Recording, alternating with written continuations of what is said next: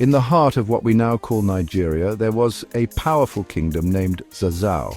This was a place of great wealth, known for its skilled artisans and busy trade routes that crossed the vast Sahara Desert.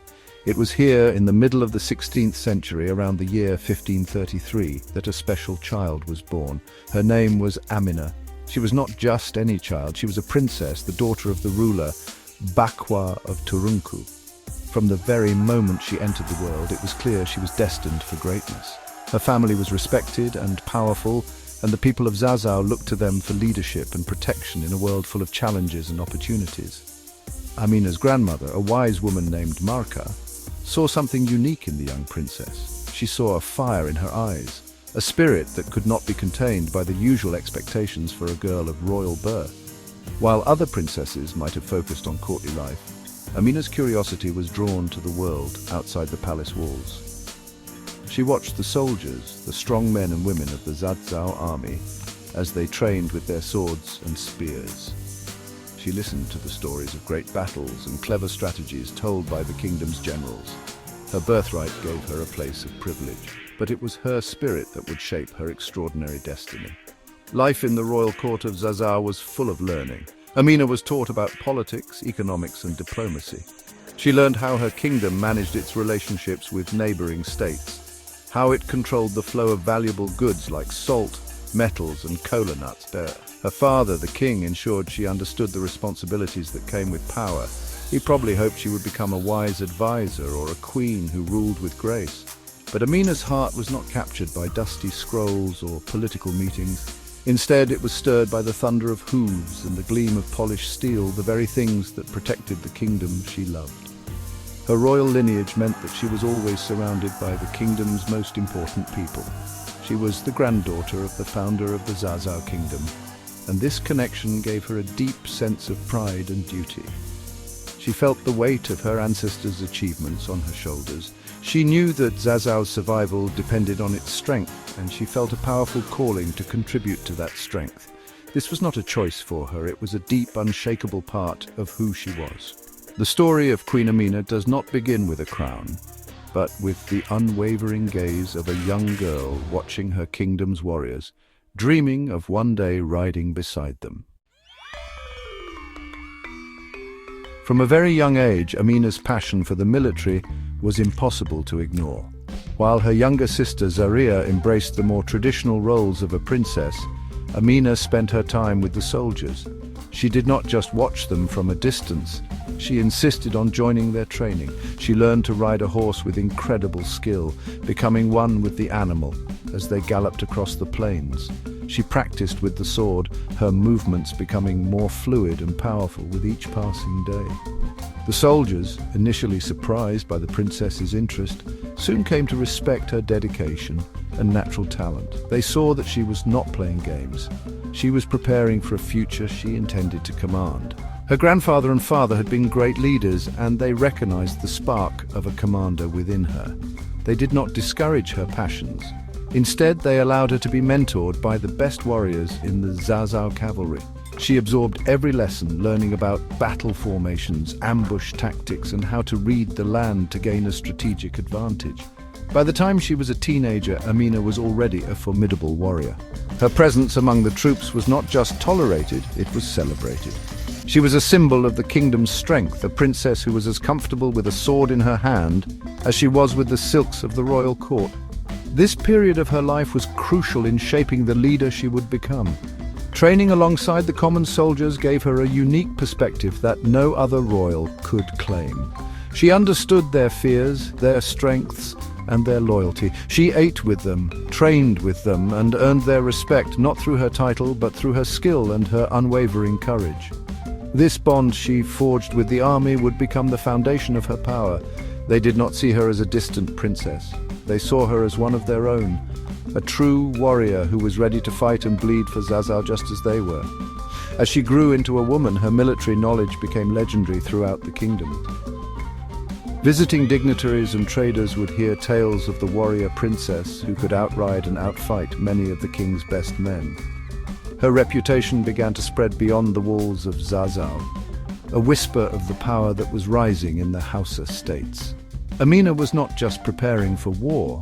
She was becoming a living symbol of her people's warrior spirit.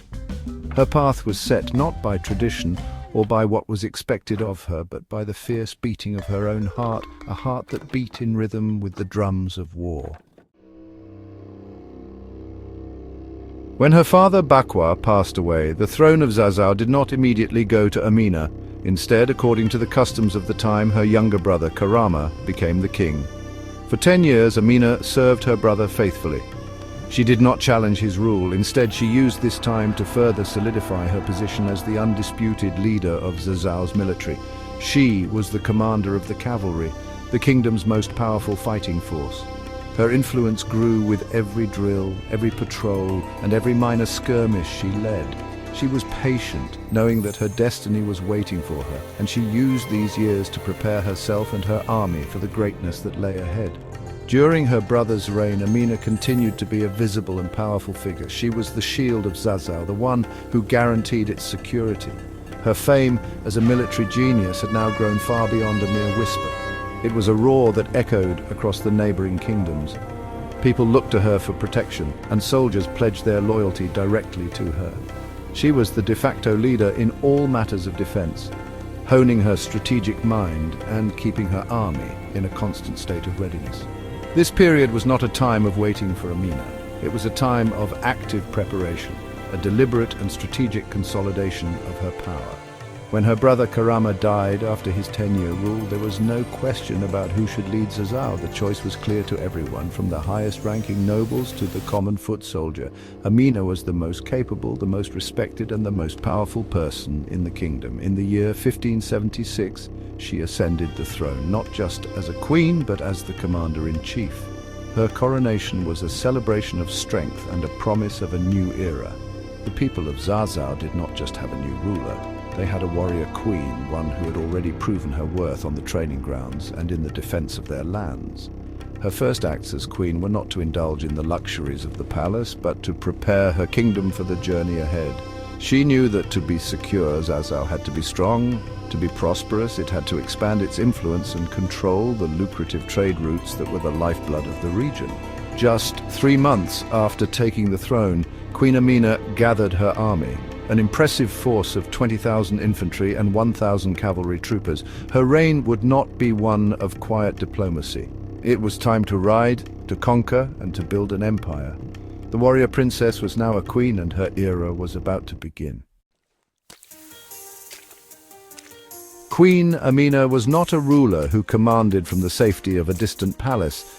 She was a true warrior queen, and her place was at the head of her army. When the drums of war sounded, she was the first to mount her horse, her armor gleaming under the African sun. She rode into battle alongside her soldiers, sharing their risks and inspiring them with her incredible bravery. Her presence on the battlefield was a powerful weapon. Seeing their queen fighting with such ferocity and skill filled her soldiers with courage. They fought harder, they pushed further, and they believed that victory was always possible with Amina leading the charge. Her command was direct and personal. She did not delegate the most critical decisions to her generals. She made them herself, often in the heat of the moment. Her deep understanding of military strategy, honed since her childhood, allowed her to outmaneuver her enemies time and time again. She could read the flow of a battle as if it were a story, anticipating her opponent's next move and positioning her forces to counter it. This hands-on leadership created an unbreakable bond between Amina and her troops. They knew she would never ask them to take a risk that she was not willing to take herself, and this earned her their absolute and unwavering loyalty. Imagine the sight: a powerful queen, a woman in a world dominated by male rulers, leading thousands of warriors into battle. It must have been an awe-inspiring and terrifying spectacle for her enemies. They were not just fighting an army, they were fighting a force of nature, led by a commander who seemed invincible. Legends from the Kano Chronicle, an ancient history of the region, describe her campaigns in vivid detail. It says she conquered all the towns as far as Kwararafa and Nupe. For over 30 years, her armies were constantly on the move, bringing new territories and new peoples under the dominion of Zazzau. Her leadership style was defined by action, not just words. She believed that power had to be demonstrated, that respect had to be earned on the field of battle. Each victory reinforced her authority and expanded her legend. The soldiers who fought with her would tell stories of her courage for generations, describing how she would fearlessly charge into the thickest parts of the fight, her sword a blur of motion. This was not recklessness, it was a calculated display of strength. Queen Amina understood that to build an empire, a ruler needed to be more than just a politician. She needed to be a hero, and a hero is what she became every time she led her army to another glorious victory. Queen Amina's ambitions went far beyond simply winning battles. She was not just a conqueror, she was a nation builder. With every new territory she brought under her control, she worked to secure it and integrate it into her growing empire. One of her most famous and lasting achievements was the construction of massive earthen walls around her military camps. After conquering a new town, she would have her army build these formidable fortifications. These structures served a dual purpose. They protected her soldiers from counterattacks, and they established a clear, permanent marker of Zazzau's authority over the newly acquired land. These walls became known as Ganuwa Amina, or Amina's Walls. Many of them can still be seen today, silent monuments to her strategic genius and her vision for a secure and unified kingdom. They were not just simple fences.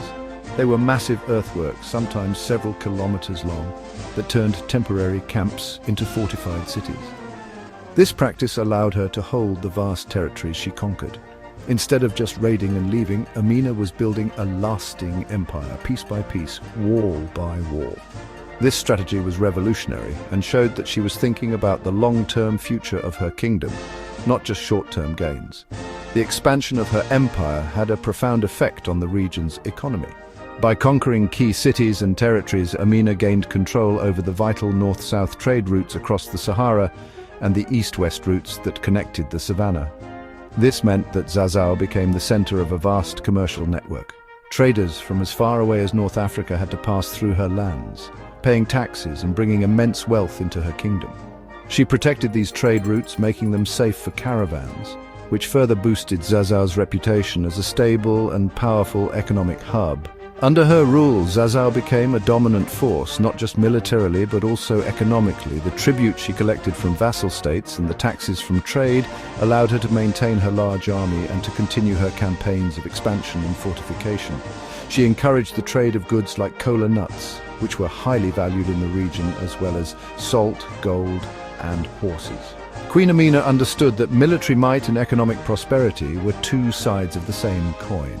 Her walls protected her empire, and the trade that flourished within those walls paid for its strength, creating a cycle of power and wealth that made Zazzau the master of the Hausa states.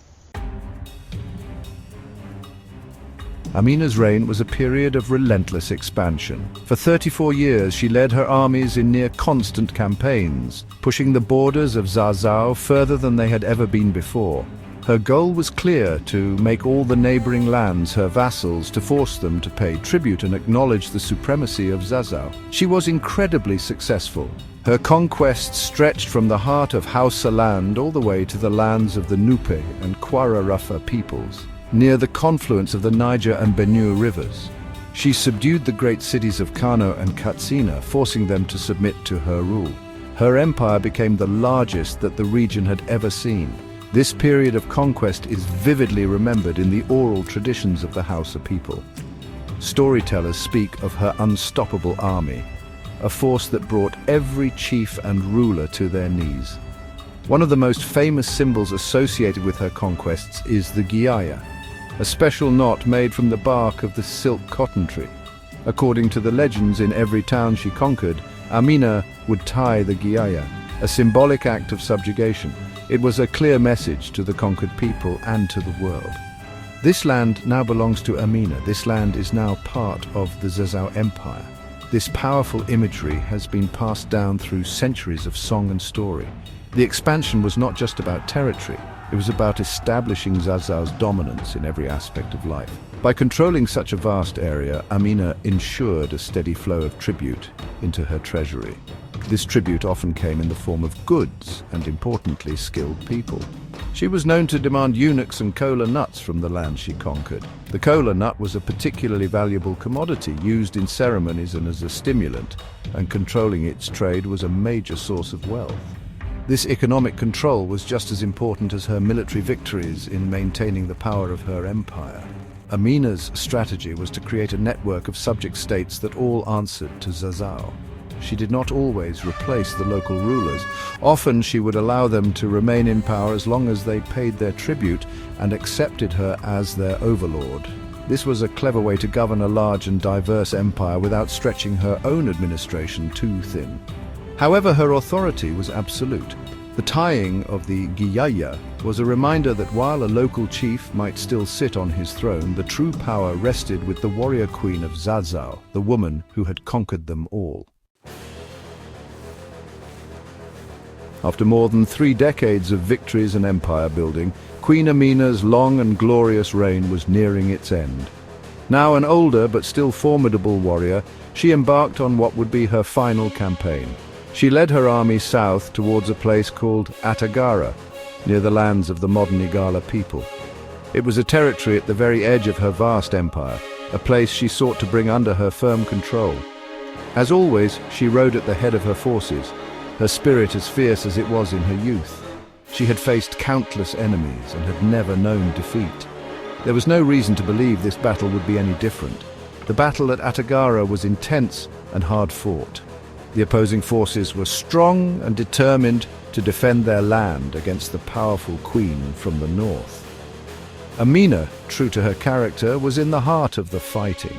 She rallied her troops, her voice cutting through the sounds of battle, her sword flashing as she fought with the skill and courage that had made her a legend. She pushed her army forward, inspiring them to fight with every last ounce of their strength. Even in her final moments, she was the ultimate commander, the warrior who never backed down from a challenge, no matter the cost. But in the chaos and violence of the clash, the unthinkable happened. Queen Amina, the invincible warrior, the conqueror of nations, fell in battle. The exact circumstances of her death are lost to history, shrouded in the fog of war and legend. Some stories say she was struck by an arrow, others that she was overwhelmed by enemy soldiers. But all accounts agree on one thing. She died as she had lived, fighting bravely for her kingdom. Her death on the battlefield of Atagara in 1610 was a sudden and shocking end to an extraordinary life. The queen who had seemed immortal had finally met her end. The fall of their queen sent a wave of shock and disbelief through the Zazzau army. The warrior who had led them to victory for 34 years was gone. The battle was lost and the campaign ended in tragedy. The victorious soldiers of Zazzau, who were accustomed to celebrating conquests, now had the grim task of carrying the body of their fallen leader back home. Her death was not just the loss of a ruler, it was the end of an era. The most glorious chapter in the history of Zazzau had come to a dramatic and heartbreaking close on the fields of Atagara. The news of Queen Amina's death spread like wildfire across her empire, bringing with it a great wave of grief and uncertainty. The people of Zazzau mourned their queen not just as a monarch, but as their protector, their champion, the very embodiment of their strength. For over 3 decades, she had been the constant, unwavering force that had kept them safe and made their kingdom great. Her sudden absence left a void that seemed impossible to fill. The empire she had built with her own hands now faced its greatest challenge, surviving without its architect. Her death marked the beginning of a period of instability for Zazzau. In the wake of her passing, the empire she had held together through sheer force of will began to weaken. Some of the vassal states she had conquered saw an opportunity to reclaim their independence. The centralized power that Amina had personified began to fracture. The kingdom of Zazzau would never again reach the heights of power and influence it had enjoyed under her rule. Her death was not just a personal tragedy, it was a turning point in the history of the region. It showed just how much of the empire's strength had been tied directly to her personal leadership and military genius. However, as the political power of her empire waned, the power of her story began to grow. In their grief, her people started to tell and retell the stories of her incredible life. They spoke of her courage as a child, her brilliance as a commander, and her vision as a builder. The historical figure of Amina, the queen who ruled and died, began to transform into Amina the legend, a symbol of ultimate strength and female power. Oral historians, the griots, composed epic poems and songs about her deeds, ensuring that her memory would not fade with time. She became more than a queen. She became a myth. This transformation into a legendary figure cemented her place in the hearts and minds of her people forever. While the walls she built might crumble and the borders of her empire might shrink, the story of her courage could never be erased. She became a foundational hero of the Hausa people, a figure representing their golden age. Her death in battle, while tragic, added to the power of her legend. She did not die of old age in a palace. She died a warrior's death, sealing her image as the ultimate fighter. Her story became a source of pride and inspiration, a tale to be told to children for countless generations to come. Today, hundreds of years after her final battle, the story of Queen Amina of Zazzau continues to inspire and fascinate people all over the world. Her legacy is not just one of historical conquests, but one of powerful symbolism. She stands as a towering figure of female strength and leadership in a time and a world so often dominated by men. Her story shatters the stereotype that women in history were confined to passive roles. Amina was a commander, a strategist, and a frontline warrior who carved out an empire with her own intelligence and will. She proved that a woman could lead, fight, and rule as effectively as any man. Her life serves as a powerful reminder of the rich and complex history of Africa. For too long, the continent's history was overlooked or told only through the eyes of outsiders. Amina's story is a vital part of Africa's own narrative, a testament to the powerful kingdoms and brilliant leaders that shaped its past.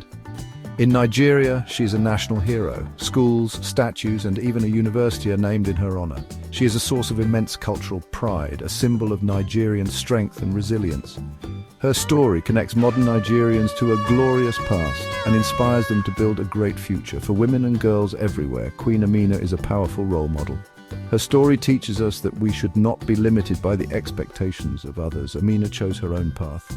She pursued her passion for military strategy and leadership, even when it was unconventional. She demonstrates that courage, intelligence, and determination are the true keys to power.